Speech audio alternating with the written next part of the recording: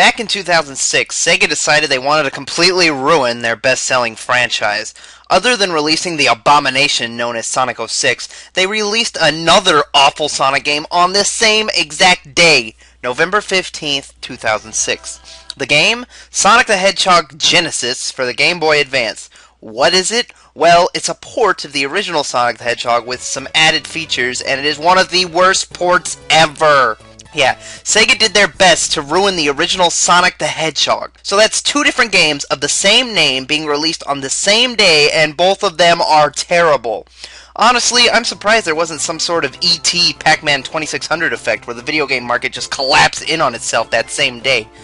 Anyway, this review isn't going to be very long because honestly, do I need to go into detail about the stages and bosses and things like that? It's the original Sonic the Hedgehog! You've likely beaten it 100 times by now. You all know this game, so why am I reviewing it at all? Because it's terrible and it makes me mad just thinking about it! First, before I get to the actual gameplay, I just want to talk about one thing. Why does this game exist? I get that it was Sonic's 15th birthday, and they wanted to celebrate by re-releasing the original game, but seriously? You're going to charge us $20 for a game that has to be one of the most ported games of all time? You can get it on the PlayStation Plus service for free right now! Hell, this game was even ported on the Genesis, the same console it was first on. Yeah, Sega released a single cartridge that contains Sonic 1, 2, and Dr. Robotnik's Mean Bean Machine back on the Genesis.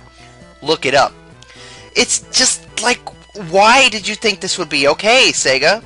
I understand that maybe back when this game first came out, it could justify a $20 or, hell, $50 purchase, but the gaming industry has changed. This is a game with only 6 stages that most people can beat in an hour. This isn't worth $20. Maybe an $8 purchase on the Virtual Console, but not $20. I can get Sonic's Ultimate Genesis Collection for the PS3 for $15 right now, and that has 49 games on it. 49 games!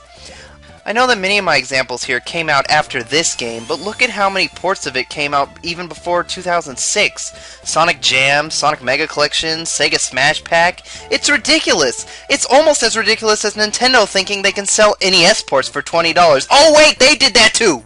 Sorry, that's for a different day. Either way, this game just shouldn't be, and it certainly shouldn't cost $20 freaking. Whew. Now, let's talk about the game itself. Right off the bat, you get to pick between Classic and Anniversary mode. What's the difference? Well, Anniversary has the spin dash and Classic doesn't. That's it. Both modes also save your progress, so anytime you start, you can pick whichever stage you want. Okay, admittedly, that's pretty cool. So you start the game, and immediately you're greeted with one of the game's biggest problems. Look at the screen. Look at this. It's all zoomed in. You can't see anything. Obviously, the Game Boy Advance has a smaller screen than a Genesis game, but you're going to tell me you couldn't have made everything smaller, Sega? Rare did it with Donkey Kong Country. No, instead all the sprites are the same size, and you only get to see a fourth of the screen. Great. Beautiful.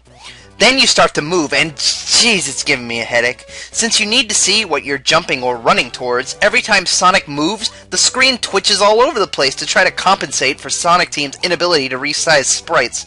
So you're running around, likely with one of your eyes twitching and your head ready to explode, when all of a sudden the game just starts going slow as dirt.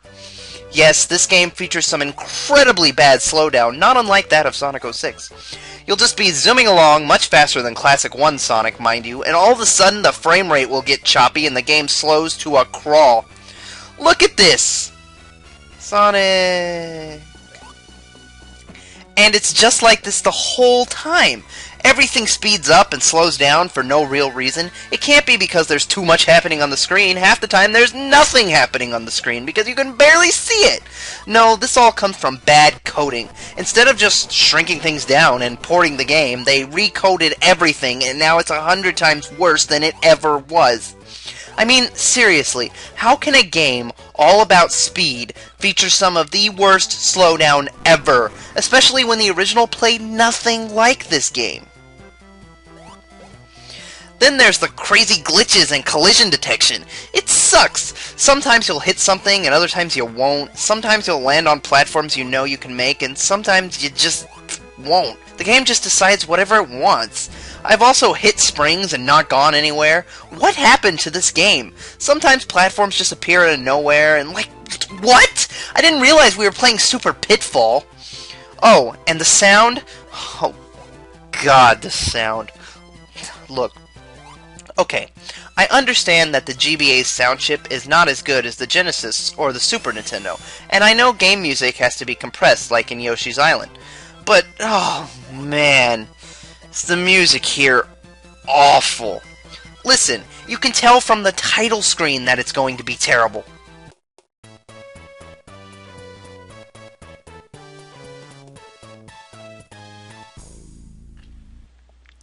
And then Marble Zone, my favorite track from the original Sonic the Hedgehog, just sounds like... ugh! My buddy Don and I recently played Secret of Mana together for the first time, and he compared the music in that game to that of somebody throwing things at a piano. Yeah, well, that game sounds like AC/DC mixed with the Beatles compared to this catastrophe.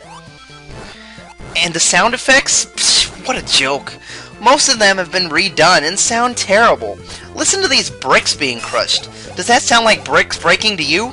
Oh, and I'm not touching the control pad there. The game just decided to go on without me. Good. And what was that? Did Sonic just crash his car? It would explain why he suddenly has to buy insurance from Flo now. Sometimes the sound effects are completely delayed, and sometimes they don't come out at all. What happened? I know what happened. Sega took the original game, ordered Sonic Team to port it for the GBA in a week, and then released it in stores for $20. It's a joke. A cruel joke. If you saw my original Sonic the Hedgehog review, then you know I like Sonic 2, 3, and Knuckles more than I like this, but I still like this game. It's a video game classic. So why did Sega feel the need to destroy it? Did they lose a bet? Did somebody tell them they had to make 2 awful Sonic games and release them the same day? Did Ubisoft say, hey, 3 years from now we're going to ruin Turtles in Time. Mind ruining one of your classics even worse? Like, why? What? Why? Gah! This game makes me mad for so many reasons. And yeah, I know I only showed the first 2 stages, but honestly, I've played Sonic 1 before. I did a Let's Play of it, and this is all I can take from this version. No way am I playing Labyrinth Zone with that slowdown. It gives me a headache already without the screen jumping everywhere. This game is just... So hey, my next review is going to be Sonic and the Secret Rings, which I haven't gotten very far in yet because it's really bad. Hey, look, I'm being upfront about it this time. I'm trying to plow through it for you guys, but don't expect the review anytime soon. Sorry about that. There's only so much I could take at one time.